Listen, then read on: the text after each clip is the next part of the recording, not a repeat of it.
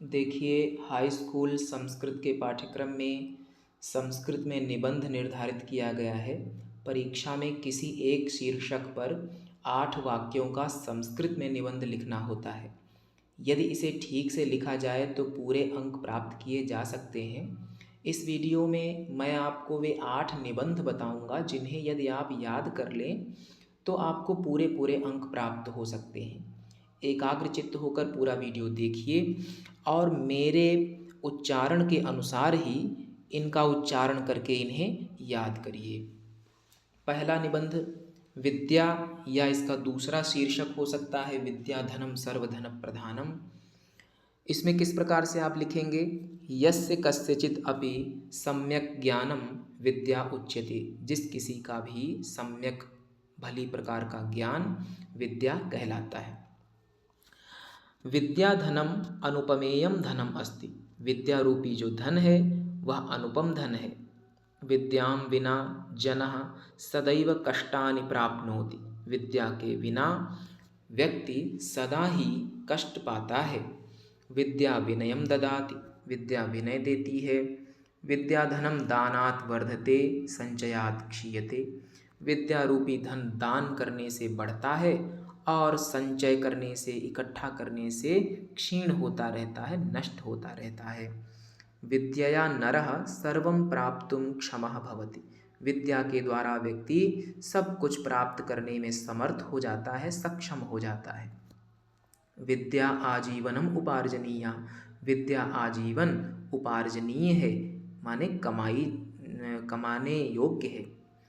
8वां वाक्य और अंतिम वाक्य है सार्थकी विद्या सर्वेषां कल्याणाय भवति। सार्थक विद्या सभी के कल्याण के लिए होती है। अगला निबंध सदाचारः, या इसका दूसरा शीर्षक हो सकता है आचारः परमो धर्मः। दोनों में से कोई भी शीर्षक हो, आपको यही निबंध लिखना है। सदाचारः एकः अलौकिकः गुणः अस्ति। सदाचार एक अलौकिक गुण है। सदाचारः मानवस्य श्रेष्ठं विभूषणम् अस्ति। सदाचार मानव का श्रेष्ठ विभूषण, आभूषण है। सदाचारस्य महत्वं सर्वेषु धर्मेषु स्वीकृतम् अस्ति। सदाचार का महत्व सभी धर्मों में स्वीकार किया गया है। मानवस्य उन्नति सदाचारेण एव भवति। मानव की उन्नति सदाचार से ही होती है। सज्जनानाम आचारः सदाचारः भवति। सज्जनों का आचरण सदाचार होता है। स एव समाजः सुखी भवति यत्र सदाचारिणः भवन्ति। स एव समाजः अर्थात वही समाज सुखी होता है, यत्र माने जहाँ सदाचारिणः भवन्ति, सदाचारी होते हैं। मूर्खाणाम एव जीवनम सदाचार विहीनम भवति। मूर्खों का ही जीवन सदाचार विहीन होता है। मूर्ख ही सदाचार का पालन नहीं करते हैं। अस्माभिः सदाचारः सदैव पालनीयः रक्षणीयश्च। अस्माभिः माने हमारे द्वारा सदाचारः सदैव पालनीयः रक्षणीयश्च। सदैव पालनीय है, पालन करने योग्य है और रक्षा करने योग्य है। अगला निबंध है भारत देशः अथवा अस्माकं देशः। अस्माकं देशः भारतवर्षम् अस्ति। हमारा देश भारतवर्ष है। वयं सर्वे भारतीयाः स्मः। हम सब भारतीय हैं। भारतवर्षं विश्वे प्राचीनतमः देशः अस्ति। भारतवर्ष विश्व में प्राचीनतम देश है। अस्य अपरम नाम आर्यावर्तम आसीत्। इसका दूसरा नाम, अपरम नाम मतलब दूसरा नाम आर्यावर्त था। अस्मिन् देशे अनेके महापुरुषाः जन्म लेभे। इस देश में, अस्मिन् देशे इस देश में अनेके महापुरुषाः जन्म लेभे, अनेक महापुरुषों ने जन्म लिया। अस्य देशस्य यशः, इस देश का यश, यशो या यशः, इसमें विसर्ग का उत्त होकर के ओ हो गया है, तभी संधि हो गई हसिचा नियम से, तभी हमने यशो लिख दिया। अस्य देशस्य यशो देवाः अपि गायन्ति। इस देश के यश को देवता भी गाते हैं। अयं देशः समुद्रस्य उत्तरं हिमालयस्य च दक्षिणं वर्तते। इस देश, यह देश, अयं देशः, यह देश समुद्रस्य उत्तरम, समुद्र के उत्तर में, हिमालयस्य च दक्षिणं वर्तते, हिमालय के दक्षिण है। अस्माकं देशः विश्वगुरुः आसीत्, हमारा देश विश्वगुरु था। अगला देखिए, पर्यावरणम या पर्यावरण प्रदूषणम। पर्यावरणस्य मानवजीवने अतिमहत्वपूर्णं स्थानम् अस्ति। पर्यावरण का मानव जीवन में अत्यंत महत्वपूर्ण स्थान है। यत्र शुद्धं पर्यावरणं भवति तत्र जीवनं सुखमयं भवति। जहाँ शुद्ध पर्यावरण होता है वहाँ जीवन सुखमय होता है। स्वस्थं पर्यावरणं मानव जीवनस्य आधारः अस्ति। स्वस्थ पर्यावरण मानव जीवन का आधार है।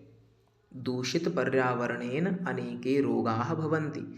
दूषित पर्यावरण से अनेक रोग हो जाते हैं। साम्प्रतं जलम वायुः आकाशं च शुद्धं नास्ति। साम्प्रतं माने इस समय, जल वायु आकाश शुद्ध नहीं है। नदीनां जलम अपि अशुद्धं जातम। नदियों का जल भी अशुद्ध हो गया है। जातम माने हो गया है। मानवः अशुद्ध पर्यावरणे जीवितुं न शक्नोति। मानव अशुद्ध पर्यावरण में जीवितुं न शक्नोति, नहीं जी सकता। वयं सदा पर्यावरणस्य संरक्षणे प्रयत्नशीलाः भवेम। हमें सदा पर्यावरण के संरक्षण में प्रयत्नशील होना चाहिए। अगला है, बहुत महत्वपूर्ण है, संस्कृत भाषायाः महत्वम। संस्कृत भाषा का महत्व। परिष्कृता दोषरहिता भाषा संस्कृत भाषा अस्ति। परिष्कृत दोषरहित जो भाषा है वह संस्कृत भाषा है। इयं विश्वस्य प्राचीनतमा भाषा अस्ति। यह विश्व की प्राचीनतम भाषा है। इयं अन्यासां भाषाणां जननी अस्ति। यह इयं माने यह अन्यासां भाषाणां माने अन्य भाषाओं की जननी अस्ति माने माता है। अस्याः व्याकरणं साहित्यम उत्कृष्टतमम् अस्ति। अस्याः व्याकरणं माने इसका व्याकरण, साहित्यम माने साहित्य, उत्कृष्टतमम् माने सर्वश्रेष्ठ है। इसका व्याकरण और साहित्य सर्वश्रेष्ठ है। संस्कृत भाषा सरला मधुरा परिष्कृता च अस्ति। संस्कृत भाषा सरल मधुर और परिष्कृत है।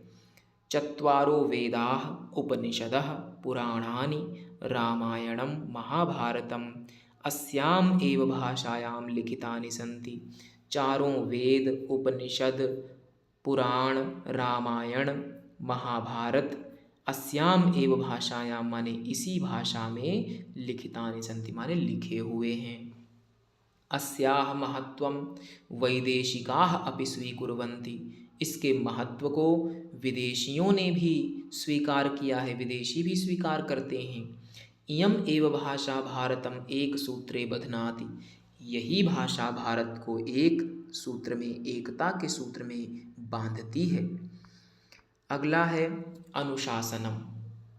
मानव जीवने अनुशासनस्य विशेषम महत्वम अस्ति। मानव जीवन में अनुशासन का विशेष महत्व है। ये अनुशासनम पालयन्ति ते सुखिनः भवन्ति। जो अनुशासन का पालन करते हैं वे सुखी होते हैं। नियमानाम अनुपालनम अनुशासनम भवति। नियमों का अनुपालन अनुशासन कहलाता है। अनुशासितः जनः सर्वप्रियः भवति। अनुशासित व्यक्ति सभी का प्रिय होता है। यह उन्नतिं कर्तुम इच्छति सह अनुशासनम पालयेत। जो उन्नति करना चाहता है वह अनुशासन का पालन करे। अनुशासनेन महत् अपि कार्यं कर्तुम शक्यते। अनुशासन से महत् अपि कार्यं महान कार्य भी कर्तुम शक्यते माने किया जा सकता है। अनुशासनम विना जीवनम कष्टमयम भवति। अनुशासन के बिना जीवन कष्टमय होता है। आत्मोन्नति ही अनुशासनेन एव भवति। आत्मोन्नति माने स्वयं की उन्नति अनुशासन से ही होती है। अब परोपकारः। परोपकारः एकः दिव्यः गुणः अस्ति। परोपकार एक दिव्य गुण है। परेषाम् उपकरणम् एव परोपकारः कथ्यते। परेषाम् उपकरणम् अर्थात दूसरों की सहायता करना ही परोपकार कहलाता है। परोपकरणम पुण्यप्रदम कार्यम अस्ति। परोपकार करना पुण्यप्रद कार्य है, पुण्य प्रदान करने वाला कार्य है। यो जनः परोपकारी भवति सह सदैव सुखी भवति। जो व्यक्ति, यो जनः माने जो व्यक्ति परोपकारी भवति माने परोपकारी होता है, सह सदैव सुखी भवति, वह सदा ही सुखी होता है। सताम जनानां संपत् परोपकाराय एव भवति। सताम जनानाम अर्थात सज्जनों की, संपत माने संपत्ति, परोपकाराय एव भवति परोपकार के लिए ही होती है। परोपकारस्य महत्वं धर्मग्रंथेषु वर्णितम अस्ति। परोपकार का महत्व धर्म ग्रंथों में वर्णित है, बताया गया है। अनेन गुणेन मानवो यशो लभते।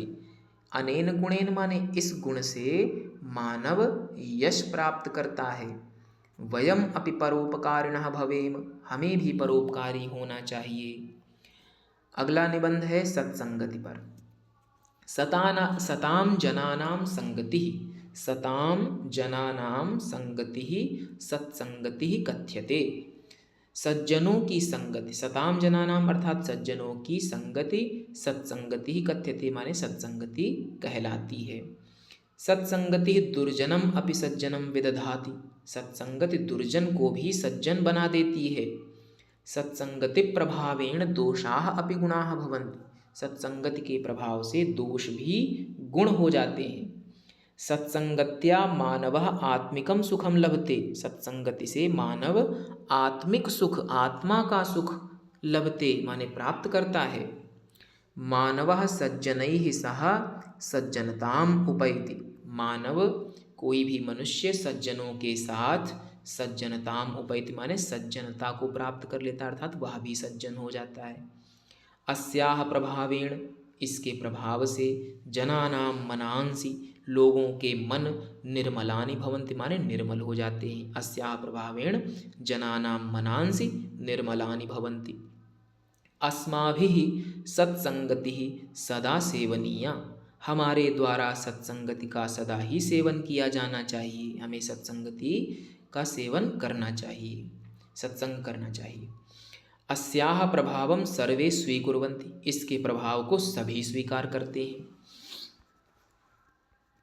इस प्रकार से आपके ये 8 निबंध तैयार हो जाएंगे। विद्या, सदाचारः, भारतदेशः, पर्यावरणं, संस्कृत भाषाया महत्वम, अनुशासनम, परोपकारः और सत्संगति। इन्हें ठीक प्रकार से तैयार कर लीजिए। Thank you.